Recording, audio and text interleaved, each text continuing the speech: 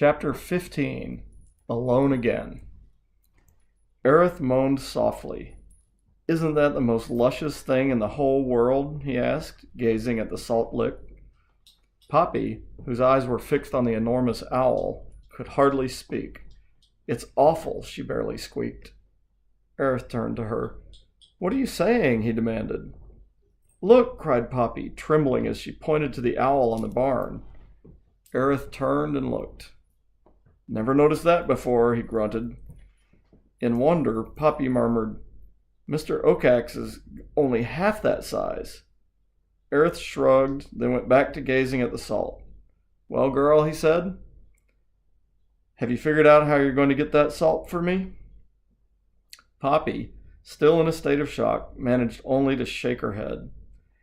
Aerith took one last loving look at the salt and turned. "You know where to find me," he said. "Don't let me down." With that, he began to waddle away. "Aerith!" Poppy cried, her fearful trance broken. "Wait!" The porcupine peered around peevishly. "What now?" he grumbled. "You aren't just leaving me here, are you?" "What else am I supposed to do?" "Help me," Poppy said in a small voice. "Poppy, we made a deal. I'd get you here, you'd get me that salt. I've done my part, now you do yours." "But, no buts," Aerith snapped, lashing his tail in irritation. Poppy backed away. "I'm going home now, but I'll be waiting." With a final glare, he said, "Keep your promise, furball," and marched off. Poppy started to run after him, but tripped on something and fell flat. When she got up, Aerith had disappeared among the corn. An unhappy Poppy dusted herself off. It was then that she noted what had tripped her. It was one of Aerith's tail quills. When he'd flounced his tail, it had fallen out. Poppy picked up the quill gingerly. She'd never really looked closely at one before. It was mostly black and made of long, fused hairs, just as Aerith had said. One end was blunt.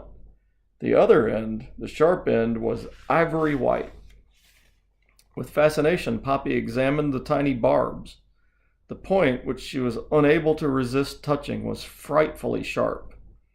She was about to toss the quill away when she had an idea. Grasping it by its blunt end, she swished it about a few times. It moved nicely, like a sword. Poppy found a tall blade of grass, plucked it, and tied it around her waist in sash-like fashion.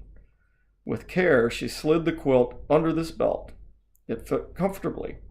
Then she drew the quill out a few times to see if it came free easily.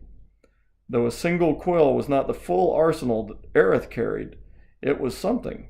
She only hoped she'd never have to use it. Reluctantly, Poppy turned her attention back to the enormous owl on the barn.